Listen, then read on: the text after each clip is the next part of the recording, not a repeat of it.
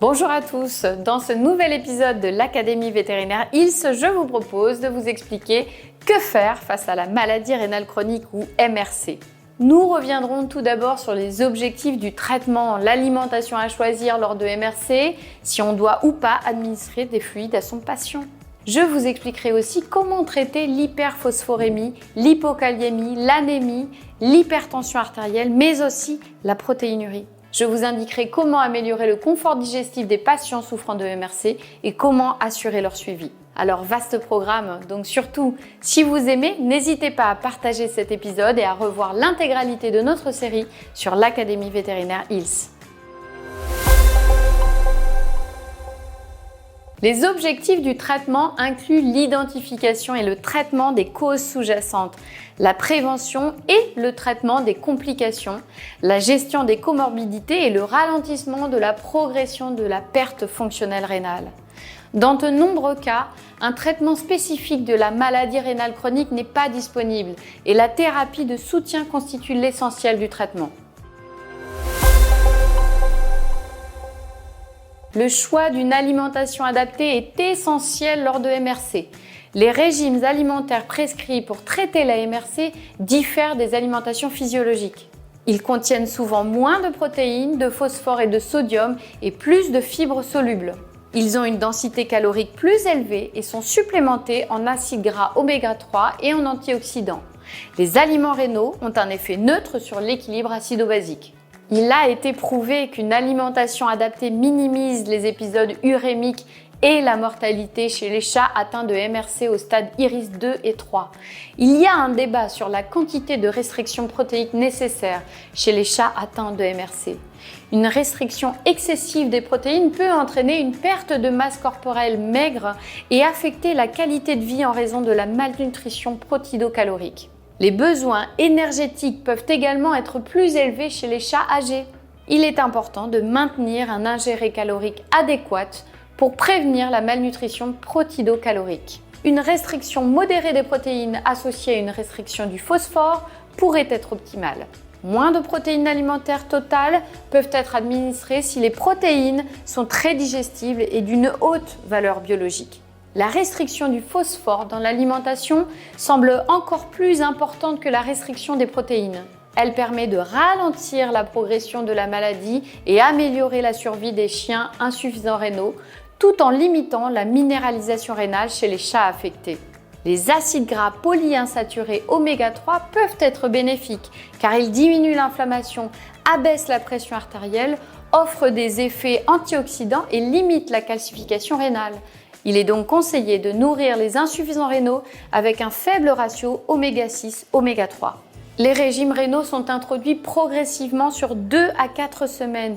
Il est déconseillé de passer à un aliment rénal pendant l'hospitalisation.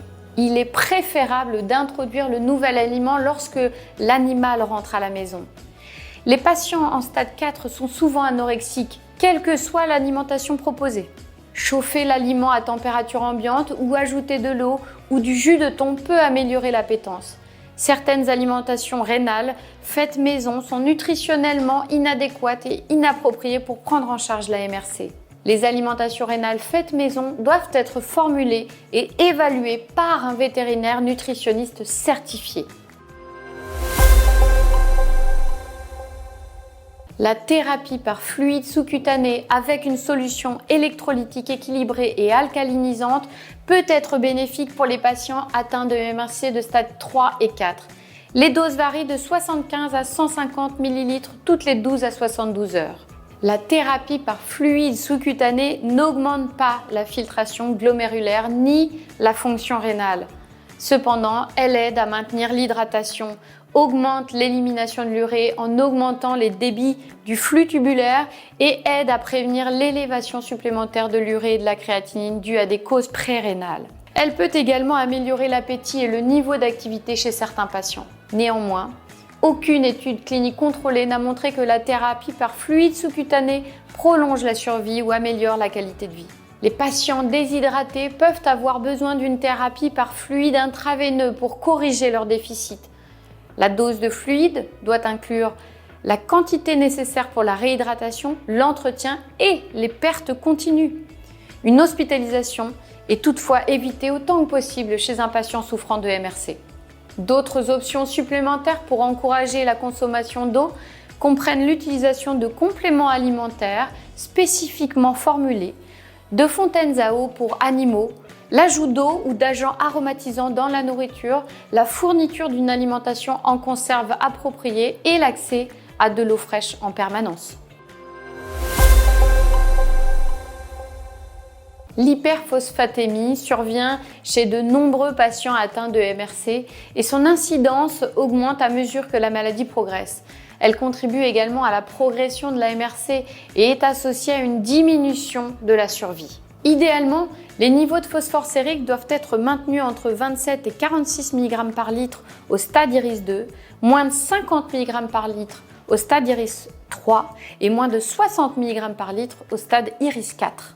Nourrir un patient avec un aliment rénal est souvent efficace pour maintenir des niveaux de phosphore souhaités au premier stade de la MRC. Cependant, certains patients au stade 2 ou plus peuvent nécessiter une thérapie supplémentaire avec des agents chélateurs du phosphore intestinal. Plusieurs médicaments et compléments alimentaires sont disponibles actuellement sur le marché. Les chélateurs du phosphore intestinal sont administrés avec les repas. L'hypokaliémie est plus fréquente chez les chats que chez les chiens. Elle peut se développer à partir de l'anorexie, des pertes urinaires et fécales, de l'activation du système rénine-angiotensine-aldostérone et du déplacement transcellulaire dû à une acidose métabolique chronique. Les aliments rénaux sont généralement supplémentés en citrate de potassium, mais certains patients peuvent nécessiter un supplément de potassium. Le gluconate ou le citrate de potassium peuvent être administrés par voie orale selon les besoins. L'anémie est une complication courante. Un traitement est envisagé si l'anémie affecte la qualité de vie, ce qui est plus probable lorsque l'hématocrite est inférieur à 25%. La thérapie de remplacement hormonal avec de la darbépoïétine alpha est un traitement efficace à long terme, même si un peu coûteux. Elle s'administre à la dose de 1 microgramme par kilo sous-cutané tous les 7 jours. La dose peut être réduite à une administration toutes les 2 à 3 semaines, une fois que l'hématocrite est dans le bas de la plage cible qui est de 25 à 30%. Un supplément en fer est nécessaire pour les patients sous darbépoïétine alpha en raison de la carence fonctionnelle en fer, causée par la régulation positive de l'hepcidine et la diminution de la capacité totale de liaison du fer. Le fer dextran peut être administré par voie intramusculaire tous les 1 à 2 mois. Le sulfate ferreux peut être administré, mais les effets secondaires gastro-intestinaux sont fréquents avec le traitement oral et le médicament peut ne pas être bien absorbé. Un traitement est instauré dès que l'hypertension systémique est confirmée, même si l'hypertension n'est pas un facteur de risque prouvé pour la progression de la MRC chez les chats. L'objectif est de réduire la pression artérielle systolique à moins de 160 mm de mercure et de minimiser les risques de lésion des organes cibles. Les inhibiteurs de l'enzyme de conversion de l'angiotensine ou IECA ou les antagonistes des récepteurs de l'angiotensine, comme le telmisartan, sont contre-indiqués chez les patients déshydratés ou hypovolémiques. La surveillance de la créatinine sérique et de la pression artérielle est nécessaire pour éviter les événements indésirables, tels qu'une élévation de la créatinine sérique de plus de 15% ou une pression artérielle inférieure à 120 mm de mercure. Le risque d'effets secondaires est plus important au stade 3 à 4. La surveillance de la pression artérielle est nécessaire pendant le traitement. Après stabilisation, la pression artérielle peut être contrôlée tous les 3 mois. Les patients présentant de la protéinurie ont un risque accru de progression de la MRC, de réduction de la durée de vie et d'augmentation de la mortalité.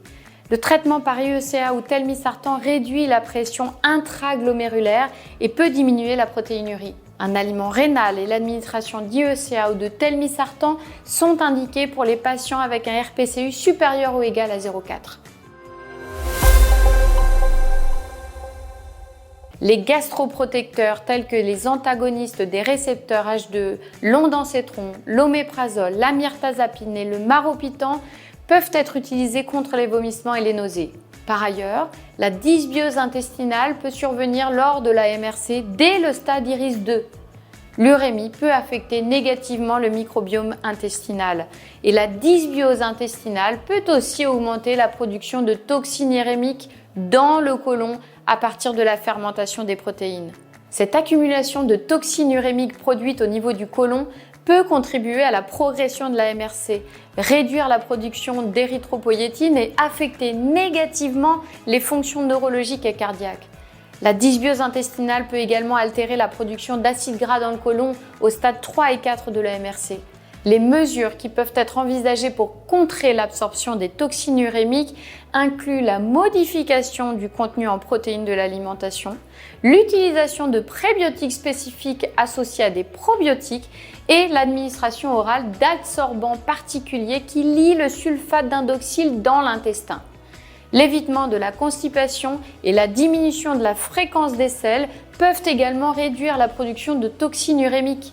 La prévention et le traitement de la constipation peuvent inclure la correction de la déshydratation, l'ajout de fibres à l'alimentation, l'utilisation de laxatifs osmotiques et l'administration d'agents prokinétiques selon les besoins. Des examens physiques répétés et des tests de laboratoire sont nécessaires pour surveiller la progression de la maladie, identifier et traiter les complications secondaires et déterminer le succès du traitement.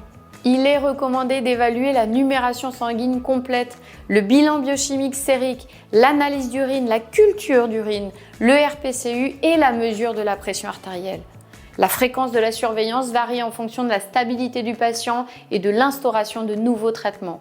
Une fois que la réponse initiale au traitement est déterminée et que le patient est stable, il est raisonnable de surveiller les patients au stade 1 de la MRC tous les 6 à 12 mois, au stade 2 tous les 3 à 6 mois et au stade 3 et 4 tous les 2 à 4 mois. J'espère que vous êtes désormais incollable sur la maladie rénale chronique. Alors surtout, si vous avez aimé, n'hésitez pas à partager cet épisode et à revoir l'intégralité de notre série sur l'Académie vétérinaire ILS. À bientôt!